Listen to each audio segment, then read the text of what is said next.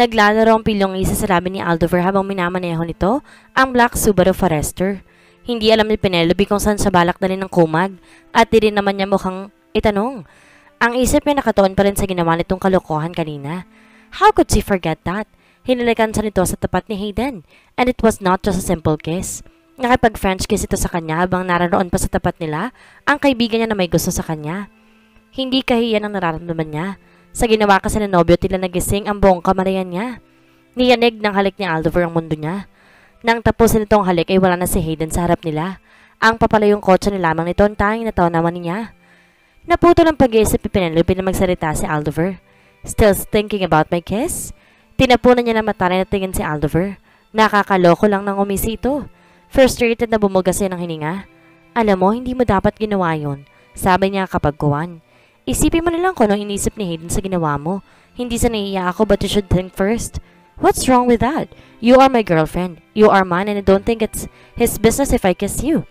Kumikistap sa kapilyo ng kulay asul na mga mata nito. Hindi ito nakatingin sa kanya pero pakiramdam ni Penelope, matutunaw siya sa kapilyong nakalarawan sa mukha nito. Hindi na siya nagkomento para hindi na humabang usapan nila tungkol kay Hayden. Ngunit parang gusto pa rin ng pag-usapan ng tungkol doon dahil nagpatuloy ito sa pagsalita. Nabuti na rin yung nakita niya na wala na siyang pag-asa pa sa'yo. He better stop daydreaming about you. Aldover, he is my friend. I know, but he likes you. Napalanok si Penelope. Of course, he likes me. Kakasabi ko lang sa'yo, di ba? May kaibigan kami. Malamang gusto namin isa't isa kaya kami naging magkaibigan. May magkakaibigan ba na hindi gustong isa't isa? Inihinto ni Aldover ang sasakyan sa isang tabi. Seryosong tumingin ito sa kanya. Walang kahit anong bakas ng kapilyohan sa mukha nito ng oras na yon. Hinawakan nito ang baba niya at matamang tinitigan. Han, listen. Gusto ka niya tulad ng pagkakagusto ko sa'yo. He wanted you. Lalaki ako, Penelope. Alam ko ang tingin ng isang lalaki sa isang babaeng gusto nito. And with the way Hayden looks at you, gustong gusto ka niya. Nakikita ko ang pagnanasa sa mga mata niya habang nakatingin sa'yo. Mabuti pa kung wag na nating makipagkaibigan doon. Putayin mo na ang connection mo sa kanya. Namilog ang mata ni Penelope. Don't say that. Bakit hindi? Yun ang totoo. Nalingkit ang mga mata ni Aldover. Are you defending him? No. Kung ganun, bakit ayaw mong pakinggan at tanggapin ang mga sinasabi ko? May gusto sa iyong lalaking yon. Huwag mong sabihin sa akin, di mo nararamdaman yon. Mariin siyang napapikit. Kung alam lamang ito'y nararamdaman din niya, kung ano nararamdaman ni Aldover, but she still respect Hayden. At kahit anong mangyari, kaibigan pa rin niyang lalaki. Ayaw pa rin niya na masira ang pagiging magkaibigan nila ni Hayden. You know what, Aldover? Ang mabuti pa, huwag na lang natin pag-usapan ng tungkol kay Hayden. Huwag mo na lang pakialaman ang pagiging magkaibigan namin ni Hayden. Not because you are my boyfriend. Papakialaman mo ng pribadong buhay ko. Matamang pinagmasta niya si Aldover. Wala ka pang karapatang diktahan ako na tapusin ko ng friendship namin na isang tao na pinagsasilosan mo. Kahit hindi ito umamin, alam na niya yun ang totoo. Nagsaselos ito kay Hayden. Halatang halata ito sa mukha nito kanina. Napatiimbagang si Aldover. Wala silang kibuan ni Aldover pagkatapos nun. Nagpatuloy lamang ito sa pagmamaneho. Napansin ni Penelope kanina pa silang bumabiyahe. Wala na rin siyang ideya kung saan sila pupunta. Nang hindi siya magkatiis, nagtanong na siya. Saan ba tayo pupunta? Hindi sumagot ang binata. Parang wala itong narinig. Pilalagpas lang yata na magkabilang tengang sinabi niya. Tumikwas ang kilid ni Penelope at pinagmasan ito. Your silent treatment is not going to affect me, Aldover. Hindi pa rin ito umimik. Nagsimula na siya makaramdam ng inis. Was he making her feel guilty now? Tinitigan niya ito. Mukhang desidido itong hindi siya kausapin. Kung ngayon ang gusto nito, pues ibibigay niya. Pinanatili ni Aldover ang tingin sa unahan at binabagtas ang daan papunta sa bahay bakasyunan sa Laia. Wala pang kalaman ng dalaga na doon ang tungo nila ngayon gabi at doon sila mag-i-stay. Maybe 1 week of vacation. Pagkatapos maisarado ang kaso na tinututukan nila niyan, humingo muna siya ng leave sa trabaho. Plano niya na magbakasyon sa San Juan kasama ang dalaga. Pigil niya ang sariling sumulyap sa dalaga. Alam niya kapag tinignan niya ito, sasalubungin lamang siya nito ng masamang tingin. She was mad at him. Okay, it was his fault. Hindi niya mapigilang makaramdam ng selos. Noon pa man alam na niya na si Hayden ang isa sa matalik na kaibigan ni Penelope. That bastard was her girlfriend's only male best friend. Nakikita na niyang may noon sa universidad kung saan nag-aaral ng dalaga. Malinaw na hindi pagkakaibigan lang ang inaalok ni Hayden sa nobya. May gusto ito kay Penelope. Sa klase pa ng pagtingin sa nobya nito at pakikipag-usap nito ay alam na niya kung ano ang gusto ni Hayden. He wanted her. He wanted Penelope to be his. Napatiimbagang siya. Hindi na niya napigilan ang sariling inunin si Penelope. Base sa pagkakapikit ng dalaga, mahimbing na ito natutulog. Nakaramdam siya ng kapayapaan sa dibdib makita maganda nitong mukha. Mahimbing na natutulog. Ganon marahil ang mukha ni Sleeping Beauty na nakatulog ito. Beautiful, sultry, and seductive.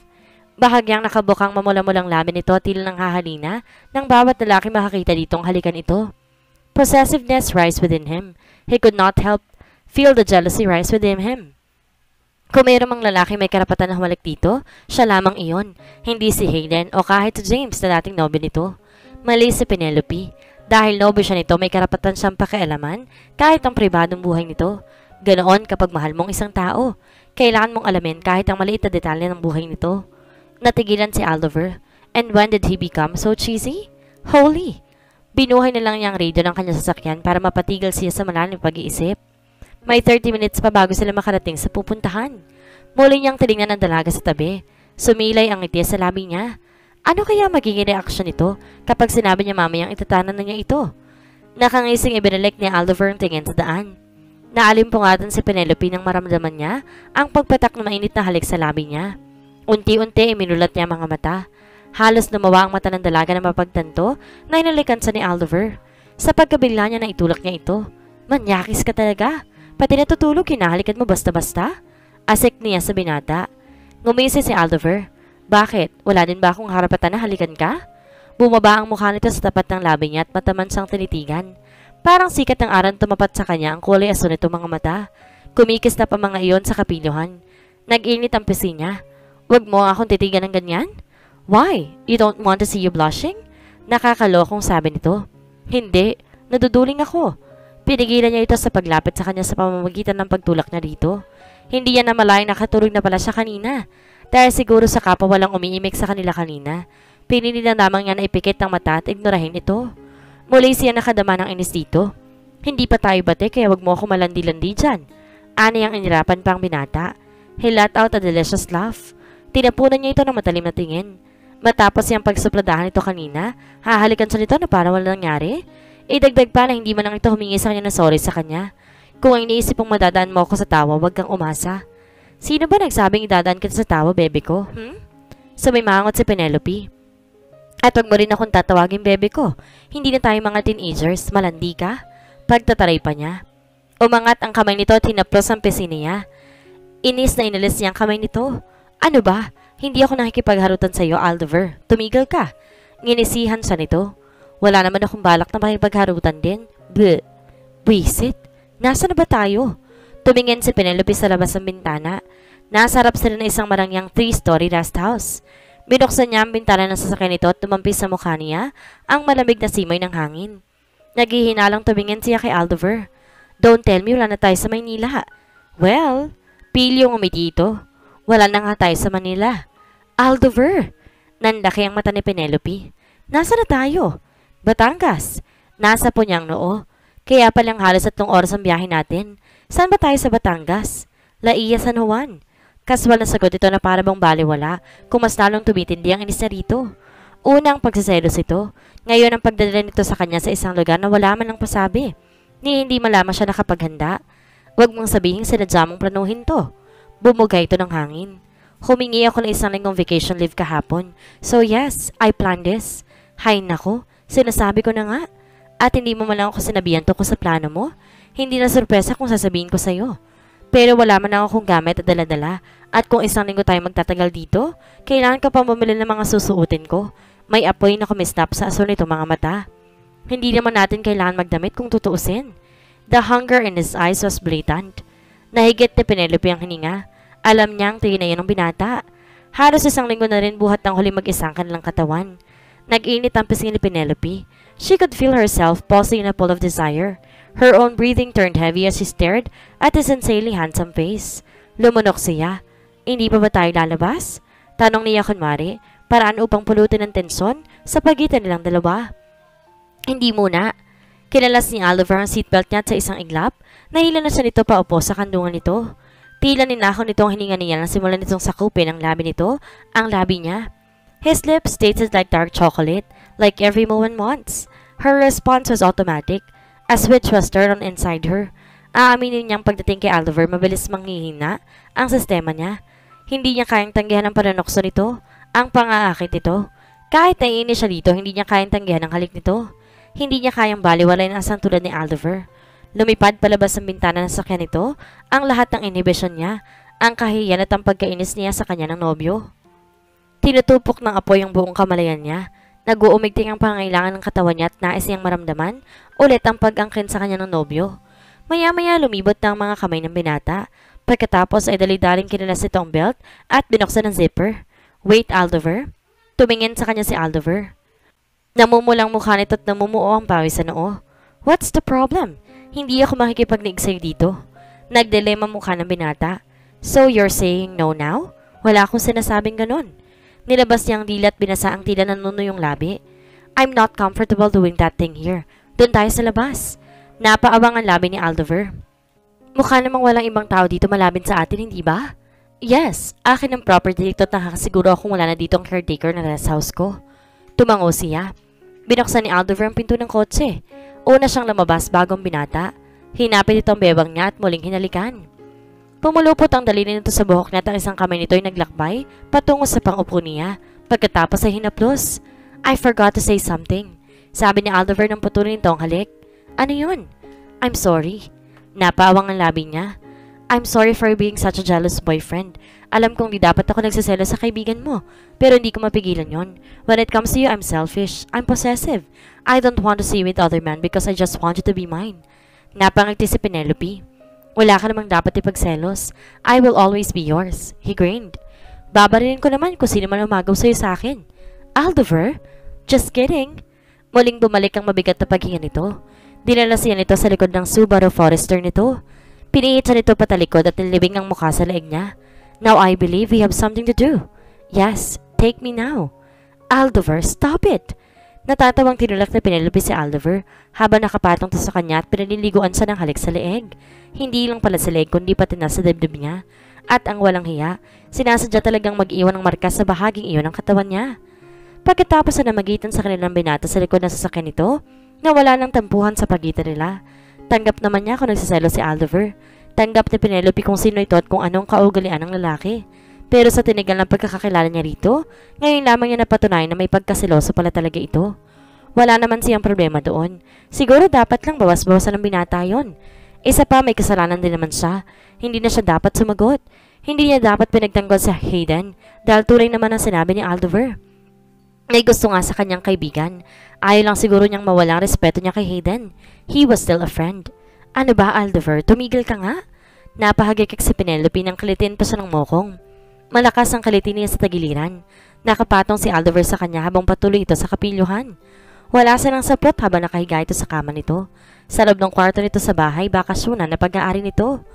Ngayon lang niya nalaman ang pagkakaroon dito ng rest house sa Laia. Noong sila pa ni James, madalas silang mapag-usapan tungkol sa pagbabakasyon doon. Bukod kasi sa kilalang beach resort doon, maganda naman talagang lugar na iyon. Minsan na siya nakapunta doon nang umattend sa ng team building noong nasa kolehiyo siya. Hindi niya malilimutan na experience niya sa Blue Coral. Binalik-balikan pa rin niya ngayon ang mga pictures na kuha niya noon. Napatali si Penelope. Nang bumaba ang labi ni Aldover sa pusod niya at papugin siya ng halik doon. Aldover, tama na. Hindi ka na nakakatawa ha? Saway niya sa binata. Pero nasundan pa rin ang tawa. She couldn't help it. He was teasing her so bad. Nakangising nagangat na mukha si Aldover. Hindi ako natutuwa. Talaga lang? Oo. Muli nitong kiniliti ang tagiliran niya kasabay ng pagpupog nito ng halik sa sikmura niya. Umalpas na naman ang tawa sa bibig niya. Maya-maya pa'y gumanti na rin siya ng kiliti sa binata hanggang sa mauwi iyon sa isang mainit na sandali. Every second, every minute, every moment with him is precious. Hindi niya maitatanggi iyon. Sa mga titig nito, alam niyang ganoon din ang nararamdaman nito para sa kanya. Kaya naman nabili yung property ng rest house mo? Ang tanong ni Penelope kay Aldover habang kumakain sila ng hapunan sa isang restaurant. Kung hindi pa yata narinig niyang tumunog ang tiyan niya, hindi pa niya maalalang hindi pa siya kumakain. Mabuti na lamang at may bagong tayuresa na malapit sa bahay bakasyonan ni Aldover. 1 year ago. Kaswal na sagot ni Aldover pagkatapos sumunok. Unang kita ko pa lang kasi sa bahay na gustuhan ko na yon at malapit din sa dalampasigan kaya naisip kong bilhin agad sa may-ari yon. Nasaan ba yung may-ari? Nasa ibang bansa na nakatira, kaya nga mabilis na proseso ang pagbili ko sa property na yon. Actually, hindi pa nga alam ni Mama tungkol doon. Hindi ko pa nasasabi. Bakit naman? Ngumisi ito. Lagi lang nila akong tatanungin kung may dinadala akong babae doon. Tulad na lang nang bigyan nila ako ng condo unit nung college ako. Lagi nila akong kinukulit. Si mama pa nga nangunguna nag-uusisa. Tumawa ito at umiling-iling. Meron ka ba namang dinadala sa rest house mo? Marami-rami na din. Dumiin ang hawak na Penelope sa kutsara tinidor at pinaning kita ng mata si Aldover. Mabilis nagdilim ang mukha ng dalaga. Anong sinabi mo? Nakakalokong umiti si Aldover. Narinig mo ang sinabi ko. Nagdadala ka ng mga babae doon, tas dadalhin mo rin ako doon? Kung saksakin na kaya kita ng tinidor. Asik niya sa binata. Kumikistap sa kapilyo ng asul nito mga mata at parang kay sarap nga nitong tusukin. Kung hindi lang siya nangihinayang sa mukha nito at hindi siya patay na patay doon, baka nagawa na niya. Kaso ang problema niya napapansin niya lately na parang gusto niyang panggigilan ng pisngi ni Aldover tuwing nakikita niya ito. O di kaya tumingin sa kulay asul nito mga mata. Ganon lamang siguro ang senyales kapag gusto mo talagang isang tao, hindi ba? At ngayong narinig niya mismo sa bibig nito na may dinadala itong mga babae noon sa rest house ito, parang gusto niyang pumatay ng human being. Sagutin mo ko, Aldover. Ano? Amused ng umusong binata. Kapag sinabi kong oo, magsiselos ka? Hindi. Makakatikim ka lang sa akin. You're jealous. That's not a question. Palagi naman. With the idea na may dinadala ako mga babae sa rest house. Nag-init ang pisngi niya. Para siyang mamamatay sa pagkahiya. Pero hindi ba ito naman ang totoo? Tila biglang tumaas sa ulo niyang lahat ng dugo niya sa katawan nang marinig ka dito iyon. Kung nagsiselos nga ako, do you have a problem with that? Asik pa niya sa binata. I have no problem with that, honey. I would be happy if you are because that only means one thing. You love me as much as I love you. Inilapit ito mukha sa mukha niya at mabilis sa kanintilan sa ng halik sa labi. Napatanga siya. Naginit ang pisngi ni Penelope kapag kuwan. He was just so sweet. Is that true? Tanong niya. Tila hindi kasi tanggapin ng utak niya kung totoo man ang sinabi nito kanina. Umiling si Aldover. Sinabi ko lang yun para malaman ko kung ano magiging reaksyon mo. Sumimangot siya. Sinadya mo yun sabihin para pagsilosin ako? Well, napakamot si Aldover sa batok. Let's say I did that to make you jealous. And it was successful. Nanalo ka. Visit to. Inisa din na niya ito sa paa. Humalakak si Aldover. Inirapan niya ito. Pinipilit itago ang ngiti. Leche, naisan siya ng moko nga. Ngunit di niya maiwasan ng tila kami na dumadampi sa puso niya habang pinapanood itong masayang tumatawa. Muling niyang naramdaman na parang gusto niyang pigilan ang pisngi ng binata. Hay, malakas na talagang tama mo, Penelope, sa lalaking yan. Puro ka talaga kalokohang lalaki ka. Naku, pasalamat ka lang at wala akong dalaw ngayon kung hindi. Natigilan siya sa kalagitnaan ng pagsasalita. Napansin niya ni Aldover. Kung hindi, ano, Han? Napalinok si Penelope. Tila nawalan ng kulay ang mukha niya na may mapagtanto. Marahang napasingap siya. Oh my God! What's wrong, Han? Tell me. She would like to think na nadelay lang ang pangyayaring iyon ng pagiging babae niya. Her period was late. Biglang narinig ni Penelope sa loob ng utak niya ang boses ng guro niya noon sa isang subject niya. Kapag nagkaroon ng physical contact ang isang babae sa isang lalaki na walang anumang proteksyon, isa sa pwedeng mangyari ang magbuntis ng babae. Nakagat na Penelope ang ibabang labi habang nakatingin sa pregnancy test kit na hawak niya. Nanginginig na humugot siya ng hininga. It was positive. Of course. Her period was late and that's the reason why she brought the pregnancy test kit last night. Nakisuyo siya kay Aldover kagabi na dumaan sa drugstore para bumili niyon. Sinikreto pa niya sa binata ang pagbili doon. Nagdahilan na lamang siyang bumili siya ng gamot para sa sakit ng ulo. Hindi kasi siya sigurado nung una kung buntis ba siya o hindi. At ngayong umaga na kumpirma niya na buntis nga siya. Hindi niya alam kung anong unang mararamdaman. Yeah, she's happy. Every woman should be happy. Being a mother is a gift from God. Pero kinakabahan siya. Iba na kasi kapag bata pinag-uusapan. Ibig sabihin din yon isang malaking responsibilidad na nga sa kamay niya. Hindi lang yon. Iniisip niya rin kung ano magiging reaksyon ni Aldover. Matutuwa kaya ito kapag nalaman itong buntis siya? Muli nakagat niya ibabang labi. Munti ka na siyang mapatalon sa gulat nang biglang bumukas ang pinto ng banyo at walang sabi-sabing pumasok si Aldover. Diyos ko naman! Automatikong napahawak si Penelope sa dibdib. Di ka ba marunong kumatok, Aldover? Pasimple niyang ibinulsa ang pregnancy kit sa bulsa. Ngunit hindi nakaligtas sa mata ni Aldover iyon. Ano yung tinago mo? Ha? Ano yon? Yung nasa bulsa mo, ano yon? Ah, yun ba? Kinakabahan tumawa siya. USB lang yon. Nagsalubong ang kilay nito pagkatapos amused ng umiti. Ano naman ang gagawin sa USB? Sa loob ng banyo? Wala, nadala ko lang. Bakit ba yun ang iniintindi mo? Bumaba ang tingin niya sa ibabang bahagi ng tingin nito para manlaki ang mata at alisin agad ang tingin doon. At bakit hubo ka? His blue eyes smiled at her. Gagamit ako ng banyo. Gusto mo sumama? Tagahawak nito. Inginuso nitong pagkalalaki. Her cheeks burned and he laughed at her. He, kaya mo na yan. Umalingaw ang halakak nito sa banyo nang makalabas na siya. Iniisip ni Penelope kung tama ba na wag muna ipaalam kay Aldover ang tungkol doon o hindi. Kinuha niya ang bag at tinago sa kasulok-sulukan niyo ng pregnancy kit. Kukuha muna siya ng tiyempo para masabi sa binata ang tungkol sa pagbubuntis niya. Dapat magpatingin na rin para siya sa kilala niyang OB-GYN para mas makasigurado siya. Anong oras na? Tanong ni Aldover pagkatapos gumamit ng banyo. Pasado 8:00. Bakit? Punta tayo sa dagat. Oh, hindi ba mainit na kapag ganitong oras? Saka lang niya nalala na kaya nga pala sila pumunta doon ay para magbakasyon.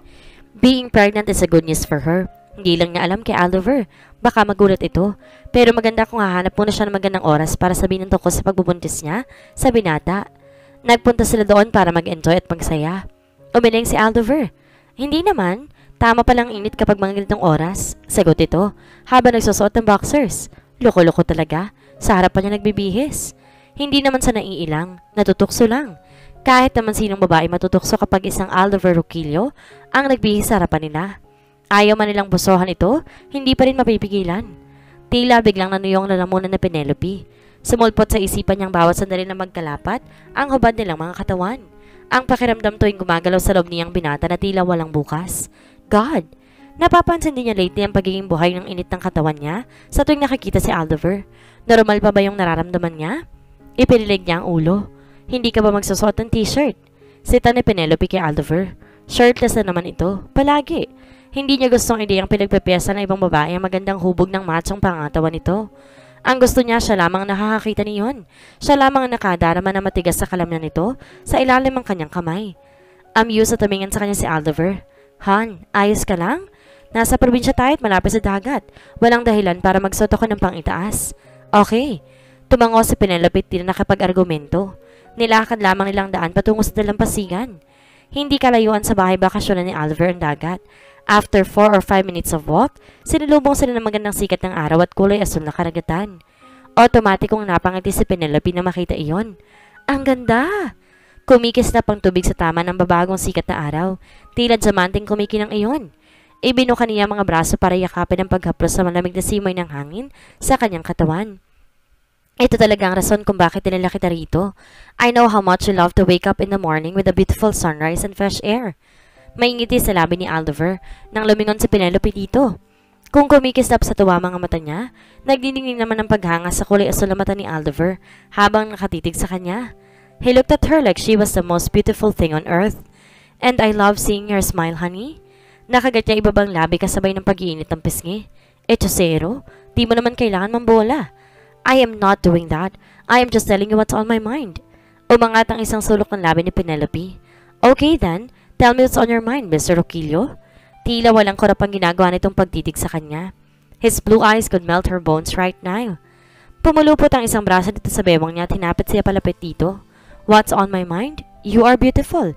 You are awesome. And you are like the sunshine that makes my day. Bumaba ang mukha nito sa mukha niya. Then her lips met his in one sweet kiss. Napakasarap ng halik na yan, tila tutunaw lahat ng masamang isipin sa utak niya at iniwan lang masasayang bagay sa isip niya. She cannot find the words to describe how sweet he is. It just feels so much passionate and sweet. May narinig na click si Penelope, pero hindi niya iyon binigyang pansin. Nakatuon lang kay Aldover ang buong atensyon niya at sa matamis na halik na pinagsasaluhan nila. That was a good shot, I think, he murmured as he kissed her. Nagtatakang nilayon ni Penelope ang labi sa binata. What was that? Gumuso ito at pinakita sa kanyang picture na kinuhanan nito gamit ang iPhone nito. Kino naman ang picture ang eksenang yon? Tumango ito.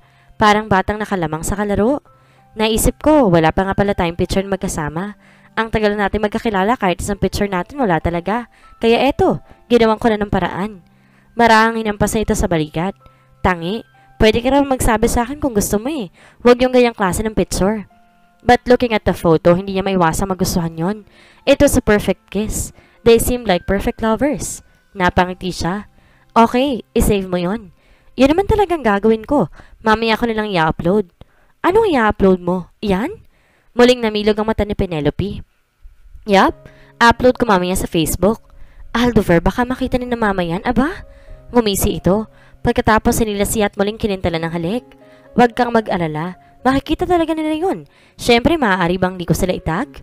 Bago pa siya makaangal, hinalikan na ulit siya nito. Damn it! He is obviously distracting her and it was effective. Pero gaya na nangyayari kadalasan, she could not help kissing him back. Kapwa habol-habol nilang hininga patapos itong pakawalan ng labi niya. Bahagya pa nitong kinagat ang ibabang labi niya bago siya tuluyang pakawalan. Tayo maligo? Sabi nito kapag kwan. Mainit ang titig sa namumulang labi niya.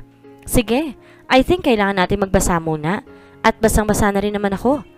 Tinawagan ni Penelope si Talia para ipaalam dito na nagbabakasyon sila sa Laia, Batangas. Ito munang bahala sa Penelope's resto habang wala siya. Isang buong linggo din siyang mawawala kasama si Aldover. So far, sobra siya nag-enjoy sa pananatili niya roon. Kanina naglaro at nagtampisaw sila ni Aldover sa dalampasigan. Panay din ang kuha nito ng literato sa kanilang dalawa. Hindi naman niya ito pinipigilan sa gusto nitong gawin. Nag-enjoy din naman siya sa pinapakita nitong kaswitan. Hindi nila namalayan ng oras.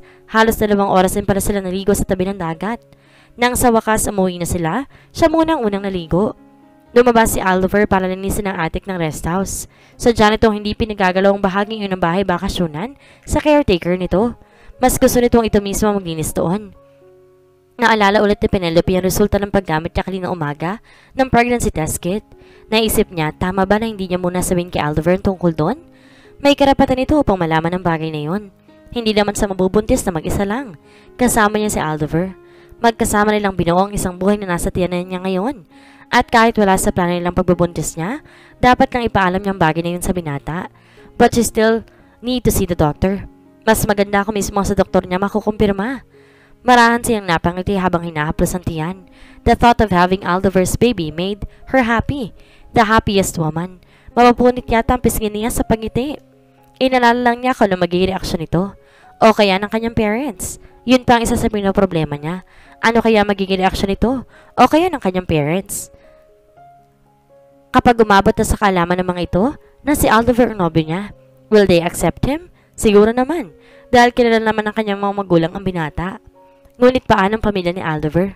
Matatanggap kaya siya ng mga ito? Lumabas siya ng banyo pagkaraan ng ilang sandali. Nakatapos ang tuwali sa hubad na katawan. Naabutan niya si Aldover sa sofa, namumutla ang mukha at namimilipit. Ano nangyari sa iyo? Nag-aalala lang lumapit siya sa binata. Hawak nitong harapan na tila ba may mahapdi doon. Wala pa rin itong pangitaas at naka-boxer shorts lamang ito. Tagaktak ng pawis ang katawan nito. Sa init ang panahon, hindi na nakapagtataka iyon. Peste, papatayin ko lintik na langgam na yon. Galit na sabi nito. Napakulot to si Penelope. At ano namang kasalanan sa iyo ng langgam? Peste niya. Malutong na mura nito. Sapa-sapa pa rin ang harapan. Aba, ang bibig mo, hoy. Umupo siya sa tabi nito. Nahihiwagaan siya sa iniakto ng nobyo. Sabihin mo sa akin, ano bang nangyari? Huwag mo nga hawakan yung harapan mo para kang bagong tuli. Tumayo ito at umalis sa tabi niya. Naiinis na bumuga ito ng hangin. Natatawa siya sa mukha ng binata ng sandaling iyon. Alam mo, para kang bagong tuli. Gusto mo ikuha kita ng dahon ng bayabas? Pang-asar pa ni Penelope dito. Sinaman siya ng tingin ng binata. Wala itong sinabi. He looked frustrated and irritated. Hindi na niya napigilang pampagtawa. What? Iritadong tanong nito. Nakakatawa ka? Naningkit ang mata ni Aldover. Walang nakakatawa sa nangyari sa akin. Eh ano ba naman kasi nangyari sa'yo? Kung sinasabi mo sa akin, hindi kita. Kinagat ako ng langgam. Dahil sa kagat ng langgam, kaya ka nagkakaganyan? Hindi lang sa Penelope natawa. Napahalakak pa. Kinagat ng malaking langgam ang ano ko.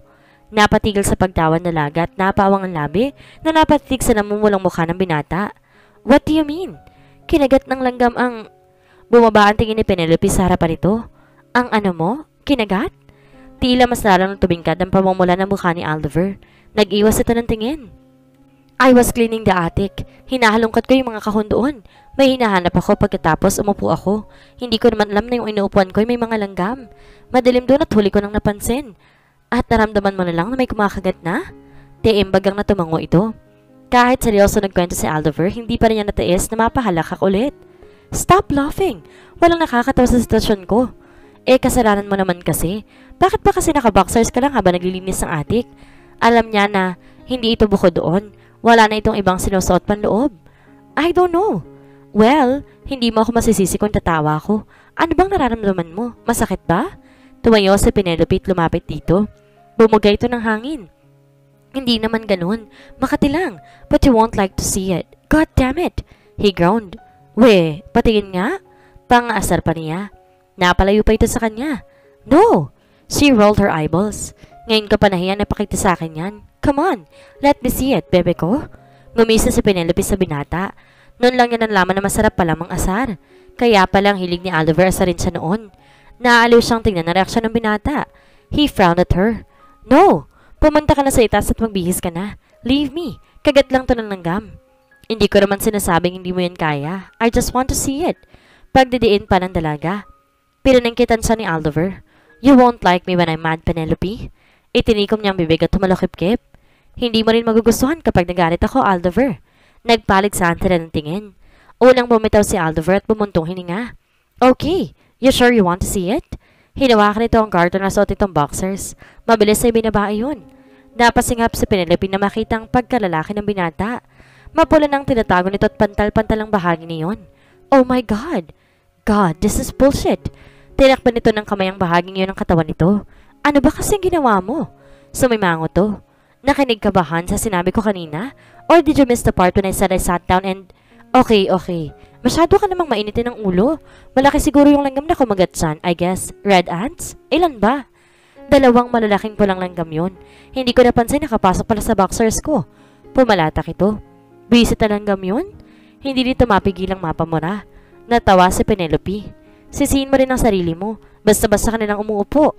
Nakita niyang kinamot itong harapan. Gusto sana niyang tumawa ulit pero baka madagdagan lang ang pagkairita ng binata. Siyempre naiintindihan niya ito. Oo, kagat nga lang ng langgam iyon.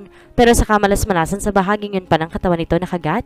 At kung siya nasa katayuan nito, siguradong makakapatay siya ng langgam. May kukunin lang ako. Diyan ka lang. Mabilis iniwanan niya ito at nagpunta sa kwarto. Aasikasuhin mo niya si Oliver bago magbihis. Hinanap niya ang coconut oil na nakita niya kaninang umaga. Pagbalik kay nakita niya sa may sala. Suot na ulit ng binata ang boxer shorts nito. Nakaupo sa sala habang nanonood ng TV. Napaismid siya na makitang pinapanood ng kumag. Dragon Ball Z. Tumayo ka. Utos ang dalaga. Umangat ang tingin ni Oliver sa kanya. Bakit, hindi ka pa ba nagbibihis? Basta, sundin mo ang sinabi ko. Di tumayo. Umupo si Penelope sa pwesto. At pinihit ito paharap sa kanya. Ano mong gagawin mo? I need to see it again. Damn, Penelope. Huwag mo na akong problemahin. Hindi na ako bata. Gusto mo mayat maya ka magkamot. Hindi rin naman masyado nangangati. Sa una lang siguro, nagpantal na lamang. I still need to see it. Kailangan nating pahidan ng langis yan. Penelope, magtiwala ka. Hindi mo na kailangan gawin to. She ignored him. Hinubad niya ang boxers ito. Damn it! Are you really serious, woman? Tinaasan niya ito ng kilay. Ano sa tingin mo? Marahas itong nahigit ang hininga na ikulong niya sa kanyang kamay ang pagkalalaki nito. Nilagyan niya ng langis ang kamay at minasay nagpantal na pagkalalaki nito. Nasabi na ba niya noon kung gaano ka-gifted si Oliver? Pero kahit hindi pa pala yun buhay, may isasampal talaga sa sukat. She couldn't help smiling. Damn, she was one lucky gal. Oliver let out a loud groan. Napansin niyang nagsisimula ng mabuhay ang may namasahe. Nakagat na Penelope ang ibabang labi. Nilagyan din niya ang langis ng isang palad at pinagsabayan 2 palad sa pagdama sa bagay na ito. Wala sa plano niyang mangyari ang nangyayari ngayon. But come to think of it, bakit ipagpipilitan niyang kabarin ng boxers ito at pahida ng langis ang namamantal na ulo nito? It's because she wanted him. She wanted to feel every delicious inch of his warrior. Ginamit pa niyang dahilan naging sitwasyon ito para matugunan ng pagwawala ng hormones niya. Napaungol ang binata. Na mag-angat sa ng tingin, nakita ni Penelope ang kasiyahan sa gwapo mukha ng binata. At nang magmulat ito ng mata, tumutok sa kanya nag-aalam na apoy sa kulay at solitong mata. Nakagat niya ibabang labi. Ayaw mo ba itong ginagawa ko? Tanong ni Penelope at bahagyang tumigil. Inalas ito ang kamay sa bagay na yun at tinawakan ng balikat niya. Tumayo si Penelope. Hindi niya alam kung anong nararamdaman niya sa kakaibang titig nito. She saw the desire in his eyes. Hot, wicked desire. You don't need to do this, Penelope. What do you mean? If you want me to take you just tell me and I'll be more willing to love you. Nag-init ang pisngi ng dalaga. Ganun na ba siya kahalata? Nababasa ba nito sa mga mata niyang nararamdaman niyang pagdanasa kanina pa? Parang gusto niyang bumuka at lamunin siya niyon. Sumilay ang ngiti sa lamin ni Oliver. Akala mo ba hindi ko nararamdaman, Penelope? Pumaparaan ka pa para panchansingan mo ko. Alam ko yan dahil papunta ka pa lang, pabalik na ako. Nandaki ang mata ni Penelope. Ano bang pinagsasabi mo? Pagkakailapan ng dalaga. Tinutulungan lang kita. Huwag mo ngang bigyan ng mali siya. Naggalit-galitan pa siya pagkatapos nalagpasan ito. Mabilis sinagilap ni Oliver ang braso niya at piningit siya paharap dito. Ang isang braso nito ay pumulupot sa bewang niya at tinapit sa upang hindi makawala. Ano ba, Oliver? Bitawan mo nga ako. Hindi ka nakakatuwa Nanginig ang boses niya. Bumigat ang paghinga ni Penelope at tunigas sa magkabilang buko niya. Lumalapat iyon sa manipis na tawa niya nakatapis sa kanya at bumabakat. Bitawan ka? I don't think so. Sa tingin mo ba basta na lang kitang papakawalan pagkatapos ng ginawa mo? Magbibihis pa ako. Hindi mo nakakailanganin pa ng damit, Penelope. Huhubarin din naman natin yun. Pagkasabi niyon, kinalas ito ang tuwali sa katawan niya at itinapon sa sahig. Ano ang gagawin ng dalaga ngayong nagbunga na ang maraming beses na pagniniig nila ni Oliver? Sabihin na kaya niya ito sa nobyo? Matanggap kaya ng pamilya nila ang pagdadalang tao ni Penelope? Yan ang ating aalamin sa susunod nating kabanata.